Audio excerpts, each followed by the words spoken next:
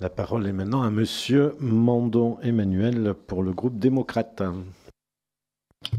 Oui, merci, Monsieur le Président, Madame la Ministre, chers collègues.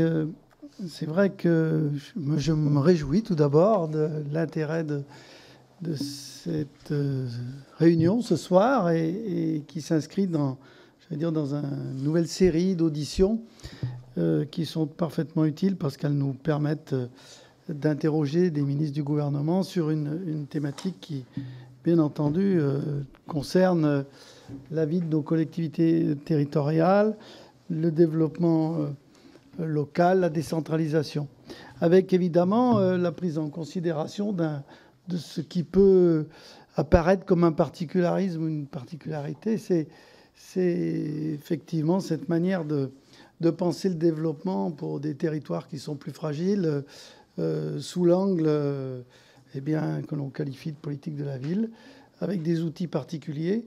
Et peut-être c'est peut-être une question aussi que j'aimerais déjà vous suggérer, en abordant les choses d'une manière un peu différente.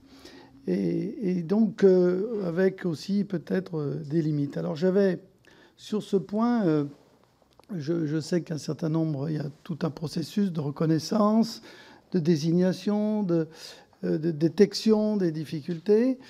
Je ne rentre pas, vous l'avez parfaitement décrit. Et puis, je crois qu'on connaît bien le processus. Mais face, finalement, à tous ces éléments d'évaluation, est-ce que vous pensez qu'au XXIe siècle, on va penser la ville de manière un peu plus large? Est-ce que ce développement et cette concentration qu'on a connue, qui a donné une densification, qui pose d'ailleurs des problèmes assez préoccupants sur le plan, je pense, notamment écologique, eh bien, sur toutes ces interrogations, est-ce que vous pensez que les outils dont nous disposons dans la décentralisation aujourd'hui ne méritent pas d'être réinterrogés et peut-être simplifiés? Je voudrais aussi vous poser une question par rapport à... Vous avez parlé de la question des périmètres. C'est vrai que moi-même, j'ai été assez surpris lorsqu'il y a eu les discussions autour des outils de soutien des quartiers des QPV. On a pu noter que des communes se trouvaient finalement exclues, alors soi-disant parce que les choses s'amélioraient, mais nous, sur le terrain, on ne le ressentait pas de cette manière. Et d'ailleurs, des maires s'en sont émus. Il y a eu des procédures de rattrapage. Donc ça veut dire que le système est souple et que finalement, les remontées du terrain ont pu être prises en considération.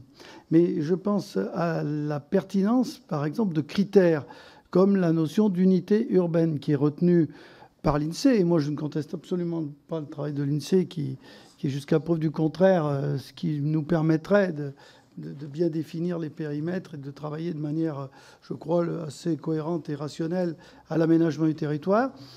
Pour autant, est-ce que ces notions qui apparaissent assez empiriques ne mériteraient pas d'être peut-être précisées ou clarifiées au niveau de